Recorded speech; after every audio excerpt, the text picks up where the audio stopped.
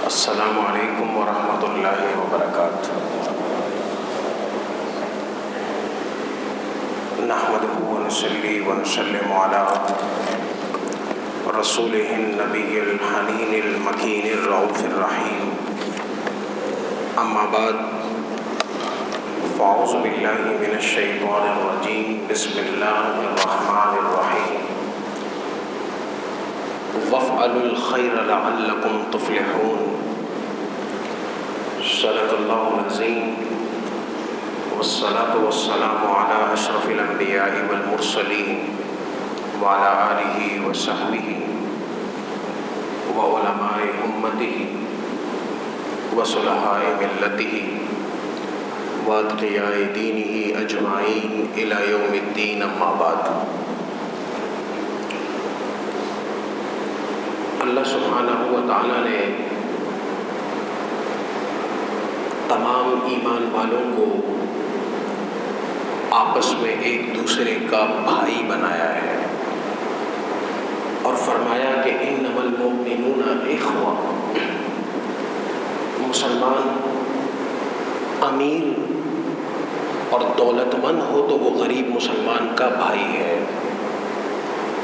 اگر کسی بڑے عہدے پر ہو تو چھوٹے عہدے والے کا بھائی ہے، اگر طاقت والا ہو تو کمزور مسلمان کا بھائی ہے، اگر کچھ کر سکتا ہو تو نہ کر سکنے والے مسلمان کا بھائی ہے، اور اگر قوت والا ہو تو وہ مسلمان جس کے پاس دنیاوی کوئی قوت اور طاقت نہیں وہ اس کا بھائی ہے۔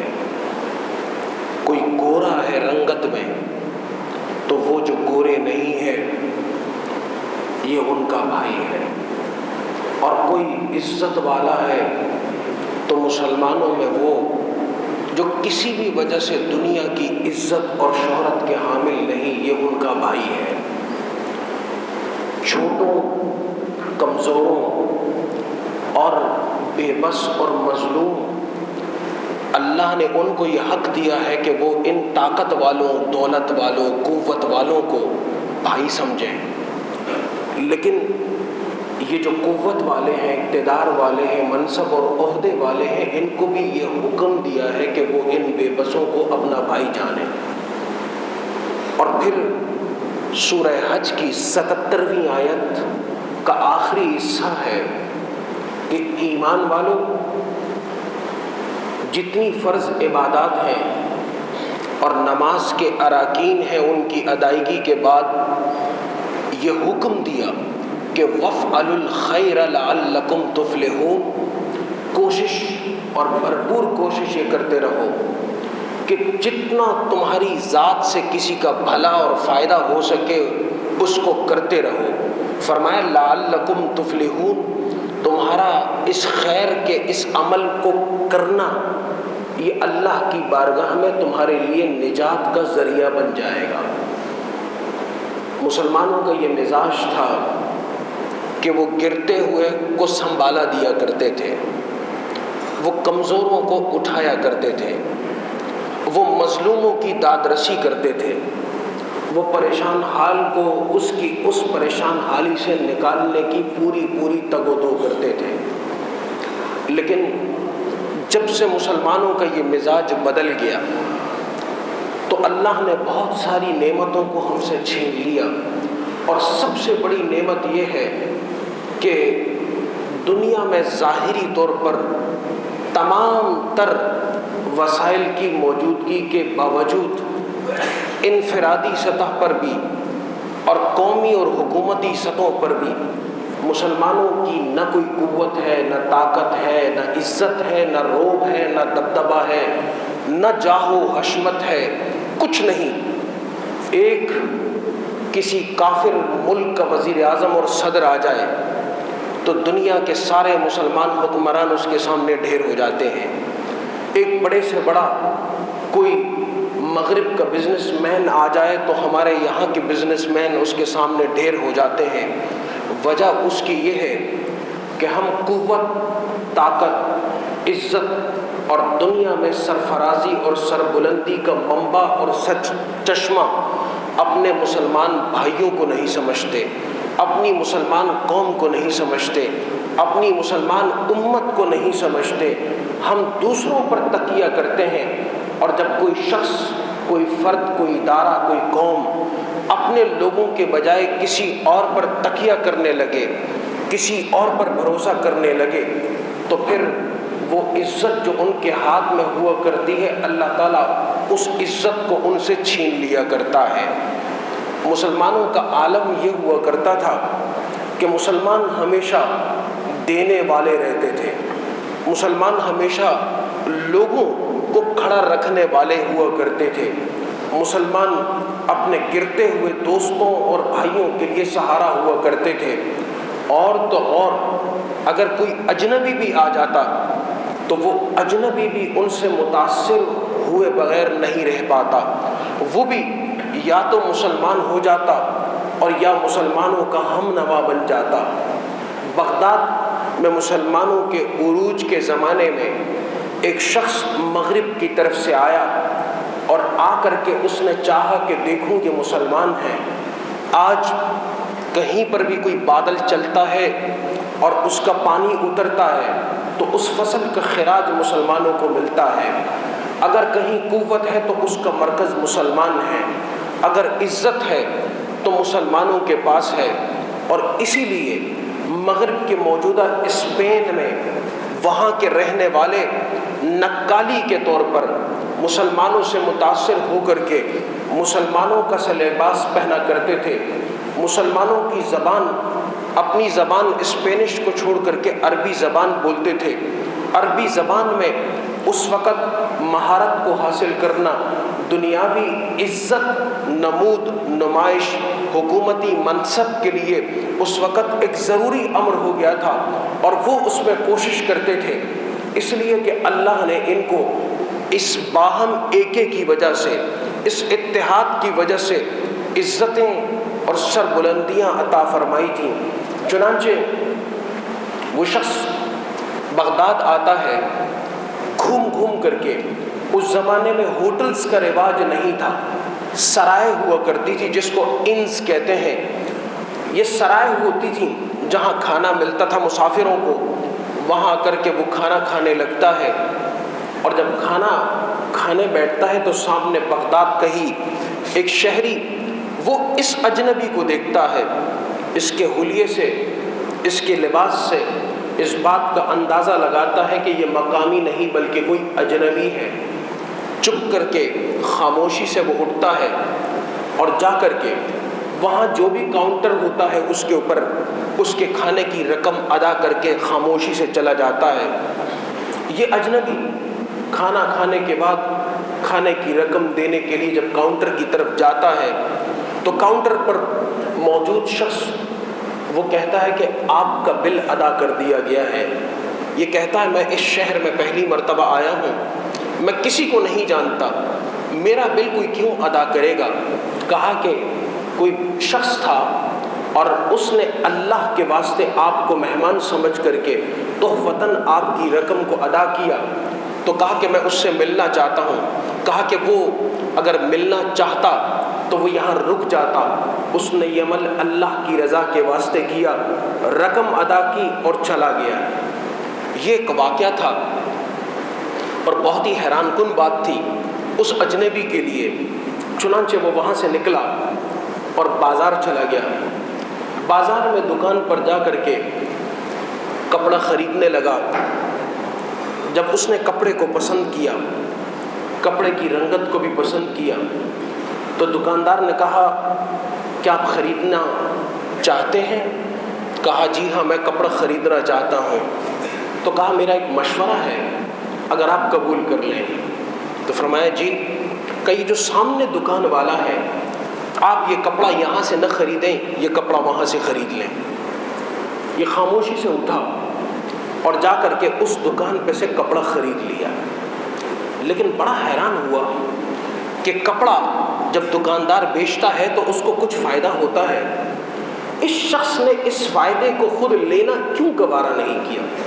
یہ بڑی متجسس قسم کی اس کے لیے بات تھی، چنانچہ وہ واپس پلٹ کر کے آیا اور کہا دیکھیں کپڑا تو میں نے خرید لیا اور واقعتاً یہ وہی کوالٹی ہے، وہی رنگت ہے جو میں چاہتا تھا، لیکن مجھے آپ سے ایک بات پوچھنی ہے کہ آپ نے ایسا کیوں کیا کہ آپ کے دکان میں کپڑا موجود تھا اور آپ نے اس کو بیچنے سے انکار کر دیا اور مجھے سامنے بیچا؟ کہا بھائی بات یہ ہے، صبح سے اب تک میرے پاس اتنے گاہک آ چکے ہیں کہ جن سے میرے آج گھر کے خرچے کا اللہ نے بندوبست کروا دیا ہے، جبکہ میرا یہ بھائی جو سامنے دکان والا ہے یہ صبح سے اب تک فارغ بیٹھا ہے اور اب تک اس کے پاس کوئی ایک بھی گاہک نہیں آیا۔ تو میں نے یہ سوچا کہ اللہ نے مجھے تو آج کے دن کا رزق دے دیا ہے، اس میرے بھائی کے رزق کا بھی کوئی ذریعہ اور وسیلہ بن جائے، میں نے اس لیے آپ کو وہاں پر بھیجا تھا۔ مسلمانوں کا کردار، مومن کا کردار کہ وہ دوسروں کے لیے ایثار کرتا ہے، وہ دوسروں کے لیے فائدے کا باعث بنتا ہے۔ سیدنا عمر ابن الخطاب رضی اللہ تعالیٰ عنہ کے دور مبارک میں ایک شخص کا مقدمہ آپ کی دربار میں پیش کیا گیا اور وہ مقدمہ عجیب و غریب تھا۔ مقدمہ یہ تھا کہ ایک شخص نے زمین خریدی اور دوسرے نے بیچی، لیکن جس نے خریدی اس نے وہاں پر ہل چلانا شروع کیا، تو ہل چلاتے چلاتے زمین میں اس کو رکاوٹ محسوس ہوئی، کھودا تو وہاں سے کچھ سونے کی اشرفیاں نکل آئیں۔ وہ یہ لے کر کے حضرت عمر فاروق رضی اللہ تعالیٰ عنہ کے دربار میں حاضر ہو کر کے عرض کرنے لگا کہ میں چاہتا ہوں کہ آپ یہ پیسے لے کر کے اور اس کے مالک کو لوٹا دیں۔ مالک کو بلایا گیا، مالک نے انکار کر دیا۔ مالک نے کہا میں زمین بیچ چکا ہوں اور جو کچھ زمین میں ہے وہ سب اب اس خریدار کی ملکیت ہے، میں یہ سونا نہیں لوں گا، یہ میری ملکیت نہیں ہوگی۔ ہمارے ہاں چند سکوں پر، چند ٹکوں پر، تھوڑی تھوڑی جائیدادوں پر، مکان کے حصوں پر لڑائی جھگڑے، اور یہ اخبارات ہیں، میڈیا ہے، روزانہ خبریں آتی ہیں کہ بھائی نے بھائی کو مار دیا، بیٹے نے باپ کو مار دیا، ماں باپ کا اولاد کے ساتھ تنازع ہو گیا۔ یہاں مسلمانوں کے کردار کی پختگی دیکھیں، ایک دینا چاہ رہا ہے اور دوسرا قبول کرنے پر تیار نہیں، کہا میرا اب اس پورے خزانے سے کوئی واسطہ نہیں لین دین کا۔ سیدنا عمر فاروق رضی اللہ تعالیٰ عنہ نے پوچھا کہ تم دونوں کے بچے ہیں؟ بیچنے والے نے کہا میری بیٹی ہے، خریدنے والے نے کہا میرا بیٹا ہے۔ آپ نے کہا اچھا یہ جو خزانہ ہے یہ اب آپ بیچنے والے کو دے دیں۔ منتقل کر دیا گیا کہ آپ نے لے لیا؟ کہاں لے لیا؟ کہا دونوں بچوں میں نکاح کروا دیں، بچی کا بچے کے ساتھ نکاح کروا دیں۔ بچی کے باپ کو یہ حکم دیا گیا کہ اب جہیز میں جو خزانہ آپ کو ملا تھا دوبارہ اپنی بیٹی کو وہ سارا خزانہ دے دیں، دوبارہ یہ دولت وہاں چلی جائے گی جہاں سے آپ کے پاس آئی تھی، دونوں خاندان خوش ہو جائیں گے۔ حضرت عمر فاروق رضی اللہ تعالیٰ عنہ نے اس کا اس طور پر بٹوارا کروایا، تقسیم کروائی۔ میں عرض کر رہا تھا مسلمان اپنی ذات کے لیے نہیں جیتا۔ اگر آپ اپنے صرف گھر پر خوش ہیں، اپنے کپڑوں پر خوش ہیں، اپنی اولاد پر خوش ہیں، اپنی ملکیت کی چیزوں پر خوش ہیں، تو تھوڑا سا اوپر اٹھ جائیں۔ یہ خود غرضی ہے اور یہ مادیت پرستی ہے۔ اللہ تعالیٰ نے انسان کو نفع بخش مخلوق بنایا ہے، اور مسلمان وہ ہے جو پہلے اللہ کے لیے جیتا ہے اور پھر خلق خدا کو نفع دینے کے لیے اس کی پوری زندگی گزرتی ہے۔ جب آپ اپنی ذات سے اوپر اٹھ جائیں گے، اپنے نفع اور اپنے معاملات کو دیکھنے کے بجائے خلق خدا کے نفع کو دیکھیں گے، تو حضور علیہ الصلاۃ والسلام نے فرمایا خیر الناس من ينفع الناس، تم لوگوں میں بہترین آدمی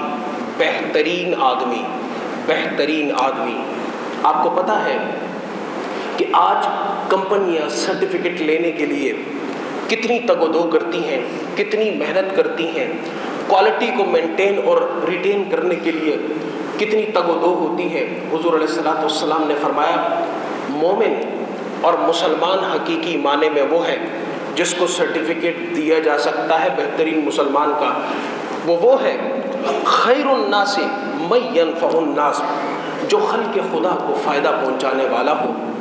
کوشش کریں کہ آپ بھی ان لوگوں میں شامل ہوں۔ کبھی اپنے آپ سے پوچھیں، اپنے آپ سے سوال کریں کہ زندگی میں آپ نے کبھی کسی کو فائدہ پہنچایا؟ آپ کی وجہ سے کوئی شخص کھڑا ہو سکا؟ یہاں اس مسجد کے نمازی ہیں، میں نام ان کا نہیں لیتا، اچھا خاصا کاروبار تھا لیکن معاملات کی وجہ سے وہ کاروبار ختم ہو گیا۔ جن لوگوں سے قرض کا لین دین تھا، اب جب وہ لقمے کو ترس گئے اور محتاج ہو گئے تو وہ لوگ جن کو لاکھوں کی بھی ضرورت نہیں اور شاید کروڑوں کی بھی ضرورت نہیں، وہ بھی آ کر کے ان کے دروازے پہ کھڑے ہو جاتے ہیں اور ان کے ساتھ بدتمیزی کرتے ہیں، ان کو گالم گلوچ اور سب و شتم سے نوازتے ہیں۔ اور وہ کئی بار اپنے اس معاملے کو لے کر کے آئے تو میری گزارش یہ ہے کہ اگر خاندان میں، دوستوں میں کبھی کوئی ایسا واقعہ پیش آ جائے کہ کوئی شخص مالی طور پر مشکلات کا شکار ہو جائے تو ایک مومنانہ شان اور کردار رکھتے ہوئے آپ کوشش کریں کہ اس سے درگزر کریں، اور اگر آپ کو اللہ نے توفیق دی ہو، آپ اس کو معاف کر سکتے ہو تو اس امید پر آپ اس کو معاف کر دیں کہ اللہ تعالیٰ آپ کی بھی بہت ساری کوتاہیوں کو اس کے بدلے میں معاف فرما دے گا۔ کیونکہ ہم بھی دن رات گناہ کرتے ہیں، صغیرہ اور کبیرہ گناہ ہوتے ہیں، ظاہری اور باطنی ہم سے غلطیاں ہوتی ہیں۔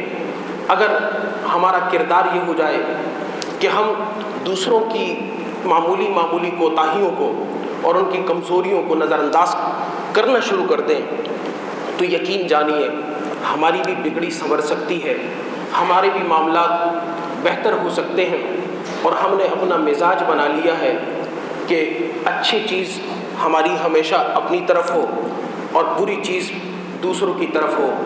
آپ نے شادیوں میں دیکھا ہوگا انتہائی افسوسناک معاملہ ہوتا ہے کہ لوگ کھانے پر ٹوٹ پڑتے ہیں، اور ٹوٹ اس لیے پڑتے ہیں کہ شاید ان کو کھانا نہ ملے۔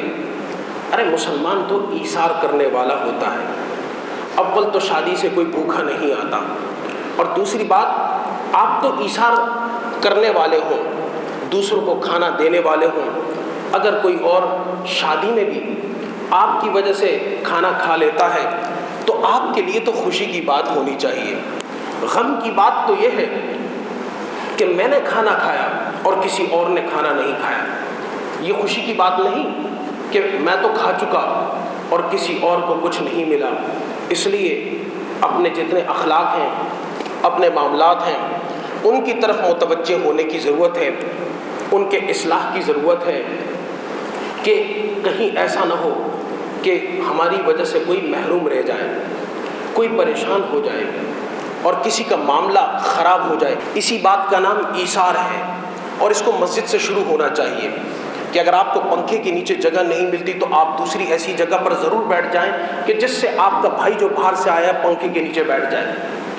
کہیں کسی جگہ ٹھنڈ زیادہ ہے اور آپ کسی ایسی جگہ پر جا رہے ہیں جہاں پر ٹھنڈ کم ہے تو آپ وہاں چلے جائیں، اپنے بھائی کو ٹھنڈ میں بٹھا دیں، اور زندگی میں اس بات کو دیکھتے رہیں کہ کہیں ایسا تو نہیں آپ نے اچھا پی لیا اور آپ کی وجہ سے باقی لوگوں کو کچھ نہیں ملا تو کم ملا۔ آپ نے اچھا پہن لیا، باقی لوگوں کے پاس اول تو پہننے کو کچھ نہیں، اور جو ہے وہ بوسیدہ ہے، وہ خراب ہے، اور اس کی حالت ایسی نہیں جس کو دیکھ کر کے آپ خوش ہو سکیں۔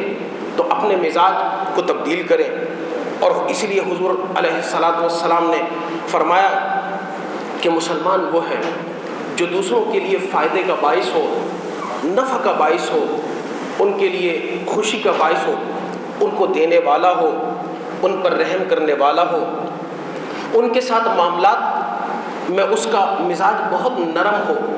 سخت تو ہر آدمی ہو سکتا ہے، لیکن مسلمان کی شان نرم ہونا ہے، اور جب آپ نرم ہو جاتے ہیں، آپ کا دل نرم ہو جاتا ہے، تو بنیادی طور پر آپ کی دل کی یہ نرمی اللہ سبحانہ و تعالیٰ کو بھی اس کی رحمت آپ پر نازل کرنے کی طرف متوجہ کرتی ہے۔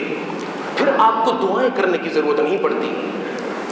بہت سارے لوگ دعائیں کرتے ہیں، دعائیں قبول نہیں ہوتی، اور اس کی بڑی وجہ خود ان کا اپنا دل بہت سخت ہوتا ہے، ان کے مزاج میں نرمی نہیں ہوتی، وہ کسی کو معاف کرنے پر تیار نہیں، وہ کسی کے ادھار کو بخشنے پر تیار نہیں، بلکہ اور تو اور اگر کہیں پر قطار میں لوگ لگ کر کے کسی چیز کو لے اور خرید رہے ہیں تو وہ قطار میں لگنے کو تیار نہیں، وہ کسی کے لیے قربانی دینے کا تصور ہی نہیں رکھتا۔ ایسا آدمی وہ یہ سمجھے کہ مجھ پر تو رحمت ہو اور میری تو دعا کو سنا جائے، اللہ کی بارگاہ میں میری تو بات مقبول ہو، ایسا نہیں ہے۔ حضور علیہ الصلوۃ والسلام نے ایک مرتبہ حذیفہ بن کچھ صحابہ سے کہا کہ چلتے ہیں مسواک لے آتے ہیں۔ آپ گئے درخت کے پاس، آپ نے 2 مسواک کاٹے، صحابی دیکھ رہے تھے، سب سے پہلے صحابی کو حکم نہیں دیا، خود ان سے وہ چھری لی اور اس ٹہنی کو کاٹا، 2 مسواک بنے، ایک ٹیڑھا تھا ایک سیدھا تھا۔ صحابی دیکھ رہے تھے اور امید کر رہے تھے کہ یہ ٹیڑھا مسواک مجھے ملے گا۔ آقا کریم علیہ الصلوۃ والسلام نے جب مسواک چھیل کر کے برابر کر دیے تو جو ٹیڑھا مسواک تھا وہ خود رکھا اور سیدھا مسواک صحابی کو پیش کر دیا۔ حضور نے صحابی نے کہا اے اللہ کے رسول صلی اللہ علیہ وسلم یہ مجھے عنایت فرما دیں۔ آپ نے فرمایا نہیں، ایسا ہے یہ جو صحبت ہے اللہ تعالیٰ اس کے بارے میں بھی پوچھے گا، یہ جو کمپنی ہے اس کے بارے میں بھی پوچھے گا، اور فرمایا کہ بہترین آدمی وہ ہے جو اپنے دوست کو اپنے ساتھی کو بہترین چیز دینے والا ہے۔ آپ نے فرمایا کہ میں چاہتا ہوں کہ قیامت کے دن تم میرے بارے میں اچھی گواہی دو۔ آپ نے ٹیڑھا مسواک خود استعمال فرما لیا۔ کبھی خراب چیز ہم نے اپنے لیے استعمال کی ہے، کمزور چیز اپنے لیے استعمال کی ہے، کسی چیز کا رنگ خراب ہو گیا ہو، آپ کے پاس چوائس کا مرحلہ ہو، کبھی آپ نے اس کو اپنے لیے استعمال کیا ہے اور نہیں کیا، تو اپنے آپ سے پوچھیں اور کوشش کریں کہ ایک مسلمان کی طرح ہم جئیں۔ جب مسلمان کی طرف ہم انشاءاللہ تعالی جینا شروع کر دیں گے، ایثار کرنے والے، دینے والے، قربان کرنے والے بن جائیں گے، تو خود بخود اللہ سبحانہ و تعالی اپنے رزق کی راہوں کو، رزق کے دروازوں کو اور رزق کے معاملات کو ہمارے لیے آسان فرما دے گا۔ لیکن اگر آپ کسی اور شخص کی راہ میں رکاوٹ کھڑی کرنے والے ہیں، اس کے کاروبار کو روکنے والے، تباہ کرنے والے، کمزور کرنے والے ہیں، تو پھر ڈرنا چاہیے کہ کہیں ایسا نہ ہو ہم خود بھی اللہ کی پکڑ میں آ جائیں۔ اللہ سبحانہ و تعالیٰ نے اسی لیے مسلمانوں کو حکم دیا خیر کرتے رہو جہاں تک ممکن ہو، اور جب خیر کرتے رہو گے تو لعلکم تفلحون، اللہ تعالیٰ آپ کے ساتھ دنیا میں بھی خیر کا معاملہ فرما دے گا اور آخرت میں بھی آپ کے لیے خیر اور بہتری کا معاملہ جنت کی صورت میں عطا فرما دے گا۔ اس لیے ایک مسلمان ہو کر کے ہم سوچیں، زندگی کے معاملات کو بدلیں اور کوشش کریں کہ ایک اچھے اور فائدہ مند انسان بنے۔ اللہ تعالیٰ ہم سب کو اس کی توفیق عطا فرمائے، آمین۔ وما علینا الا البلاغ المبین۔